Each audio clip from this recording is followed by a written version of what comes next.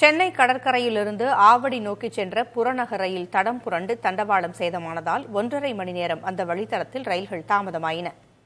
மிதமான வேகத்தில் ரயிலை இயக்கியதால் ஒரு பெட்டி மட்டும் தடம் புரண்டு பெரும் விபத்து தவிர்க்கப்பட்டது.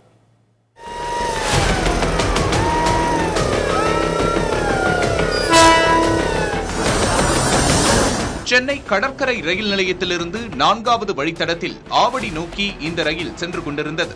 அப்போது ரயிலின் 9வது பெட்டி தண்டவாளத்தில் தடம் புரண்டது.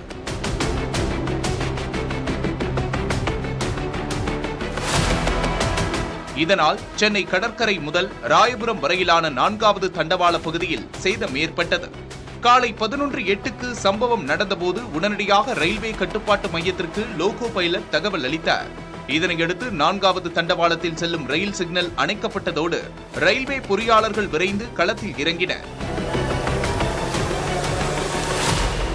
ரயில் 15 கிலோமீட்டர் என்கிற மிதமான வேகத்தில் மட்டுமே சென்றதன் காரணமாக ஒரு பெட்டி மட்டும் தடம் புரண்டு பெரும் விபத்து தவிர்க்கப்பட்டது. களத்திற்கு வந்த ரயில்வே பொறியாளர்கள் விபத்தால் யாருக்கும் காயம் ஏற்படவில்லை என்றும் பெரிய சேதாரம் அடையவில்லை எனவும் கட்டளை மையத்திற்கு தெரிவித்தனர். அதே நேரத்தில் ரயில் சென்ற தடத்தில் தண்டவாளம் சேதமானது உறுதி செய்யப்பட்டது. இதனையடுத்து விபத்து நடந்த பெட்டியை தவிர்த்து மீதமுள்ள 8 பெட்டிகளும் ராயபுரம் ரயில் நிலையத்திற்கு தனியாக கழற்றி கொண்டு செல்லப்பட்டன.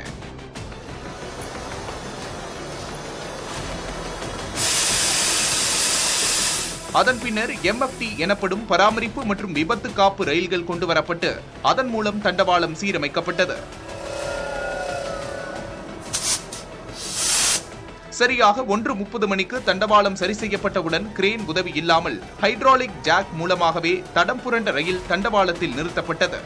2 மணிக்கு 4வது வழித்தடத்தில் இருந்த 3 பெட்டிகள் கொண்ட மின்சார ரயில் ராயபுரம் ரயில் நிலையத்திற்கு கொண்டு செல்லப்பட்டது. விபத்துக்கான காரணம் குறித்து விசாரணை நடைபெற்று வருவதாக தெற்கு ரயில்வே விளக்கம் அளித்துள்ளது. புதிய தலைமுறைக்காக ஒளிப்பதிவாளர்கள் சந்துரு, கேசவனுடன் செய்தியாளர்கள் அன்பரசன் மற்றும் பால வெற்றிவேல்.